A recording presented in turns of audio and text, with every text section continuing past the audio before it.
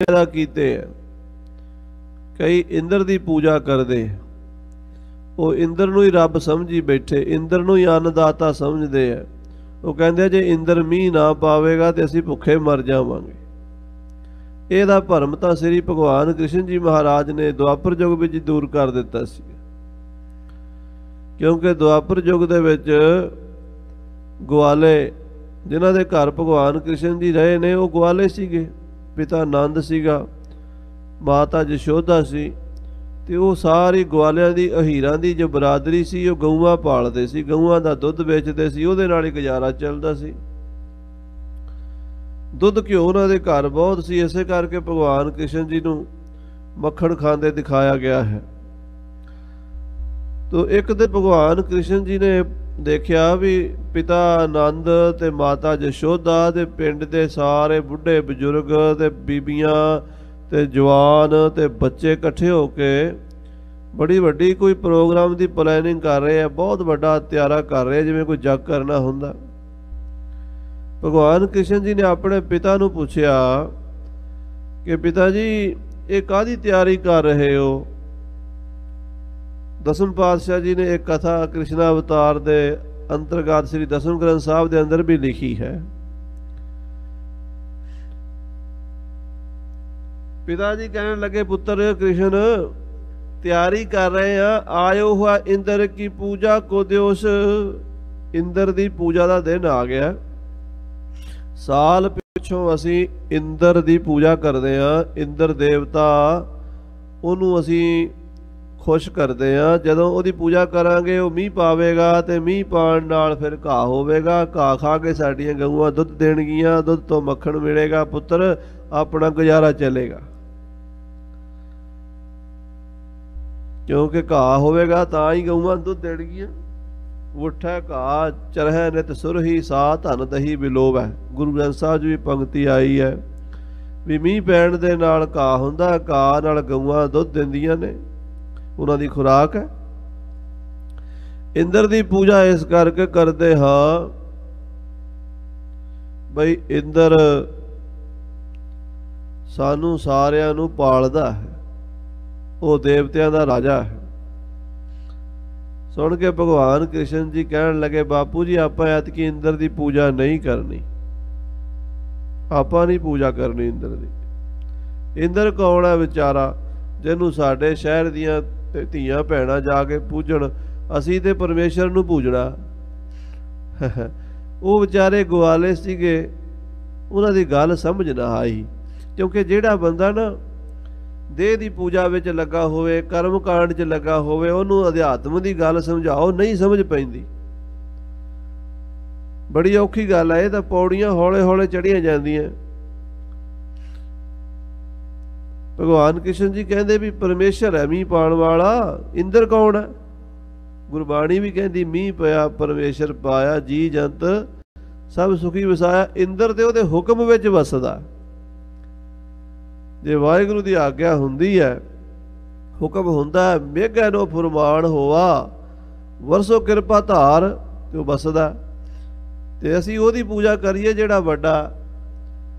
ਪਰ ਉਹ ਵਿਚਾਰਿਆਂ ਨੂੰ ਗੱਲ ਸਮਝ ਨਾ ਆਈ। ਕਹਿਣ ਲੱਗੇ ਪੁੱਤਰ ਨਵੀਆਂ ਜਿਹੀਆਂ ਗੱਲਾਂ ਕਰਦਾ, ਸਾਨੂੰ ਨਹੀਂ ਤੇਰੀ ਗੱਲ ਸਮਝ ਆਉਂਦੀ। ਸਾਰੇ ਮਹਾਂਪੁਰਸ਼ ਰਿਸ਼ੀ ਮੁਨੀ ਵੇਦ ਸ਼ਾਸਤਰ ਇੰਦਰ ਦੀ ਗੱਲ ਕਰਦੇ ਆ ਵੀ ਇੰਦਰ ਮੀਂਹ ਪਾਉਂਦਾ, ਤੂੰ ਕਹਿੰਦਾ ਇੰਦਰ ਨਹੀਂ ਪਾਉਂਦਾ। ਭਗਵਾਨ ਕਹਿਣ ਲੱਗੇ ਤੁਸੀਂ ਸਾਡੀ ਗੱਲ ਮੰਨੋ, ਇੰਦਰ ਦੀ ਪੂਜਾ ਛੱਡੋ ਤੇ ਤੁਸੀਂ ਨਾਮ ਜਪੋ। ਕਹਿੰਦੇ ਜੀ ਸਾਨੂੰ ਨਹੀਂ ਸਮਝ ਆਉਂਦੀ, ਕਿਹਦੀ ਪੂਜਾ ਕਰੀਏ ਫਿਰ ਸਾਨੂੰ ਹੋਰ ਦੱਸ ਦੇ। ਭਗਵਾਨ ਨੇ ਵੇਖਿਆ ਵੀ ਇਹ ਵਿਚਾਰੇ ਕਰਮ ਕਾਂਡ ਤੋਂ ਉੱਪਰ ਜਾ ਨਹੀਂ ਸਕਦੇ। ਉਹਨਾਂ ਨੇ ਉਹ ਗੱਲ ਟਲਾਉਣ ਵਾਸਤੇ ਉੱਥੇ ਇੱਕ ਗੋਵਰਧਨ ਪਰਬਤ ਹੈ, ਉਹਦਾ ਨਾਮ ਹੈ ਗੋਵਰਧਨ।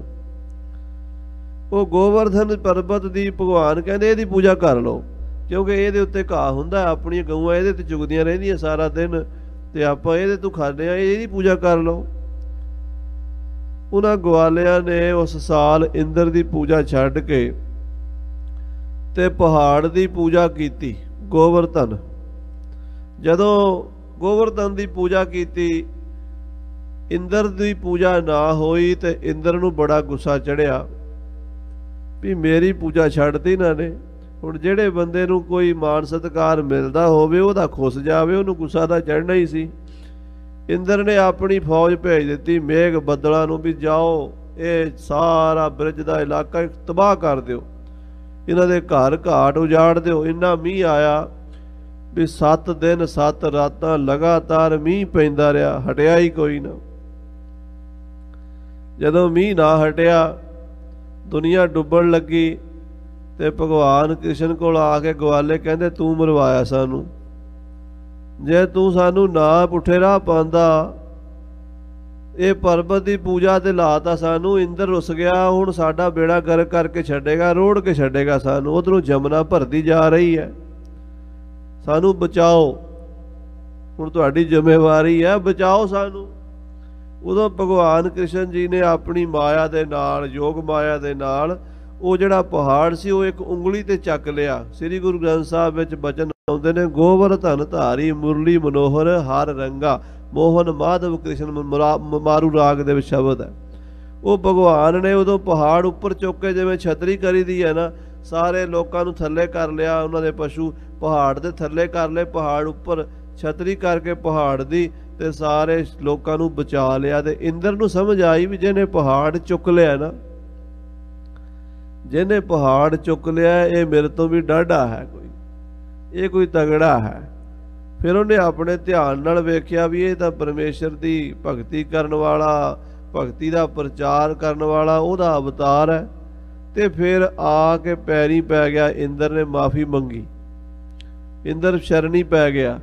ਕਿਉਂਕਿ ਗੁਰਬਾਣੀ 'ਚ ਗੁਰੂ ਨਾਨਕ ਸਾਹਿਬ ਕਹਿੰਦੇ, ਭੈ ਵਿੱਚ ਇੰਦ ਫਿਰੈ ਸਿਰ ਭਾਰ, ਭੈ ਵਿੱਚ ਰਾਜਾ ਧਰਮ ਦੁਆਰੇ। ਇੰਦਰ ਆਦਿਕ ਦੇਵਤੇ ਤਾਂ ਪਰਮੇਸ਼ਰ ਦੇ ਭੈ ਵਿੱਚ ਵਿਚਰਦੇ ਹਨ। ਆਖੋ ਸਤਿਨਾਮ ਸ੍ਰੀ ਵਾਹਿਗੁਰੂ। ਇਸੇ ਤਰ੍ਹਾਂ ਬਚਨ ਆਉਂਦਾ ਖਾਲਸਾ ਜੀ, ਦਮਦਮਾ ਸਾਹਿਬ ਸਾਬੋ ਕੀ ਤਲਵੰਡੀ, 10ਵੇਂ ਪਾਤਸ਼ਾਹ ਕਲਗੀਧਰ ਜੀ ਦੇ ਚਰਨਾਂ 'ਚ ਭਾਈ ਡੱਲੇ ਨੇ, ਤੇ ਮਾਲਵੇ ਦੇ ਬਰਾੜਾ ਨੇ ਬੇਨਤੀ ਕੀਤੀ, ਮਹਾਰਾਜ ਮੀਂਹ ਨਹੀਂ ਪੈ ਰਿਹਾ, ਬੜੇ ਦਿਨ ਹੋ ਗਏ ਨੇ, ਉਧਰੋਂ ਖੇਤਾਂ ਦੇ ਵਿੱਚ ਹਲ ਵਾਹਣੇ ਨੇ, ਫਸਲ ਬੀਜਣ ਦਾ ਟਾਈਮ ਲੰਘਦਾ ਜਾ ਰਿਹਾ, ਮੀਂਹ ਪਵਾ ਦਿਓ।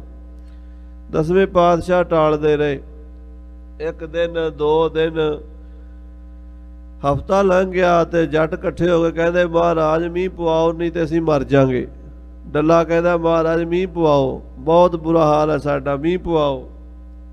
ਮਹਾਰਾਜ ਕਹਿੰਦੇ ਮੀਂਹ ਮੈਂ ਕਿਹੜਾ ਕੁੱਖੜ ਚੁੱਕਿਆ ਹੋਇਆ।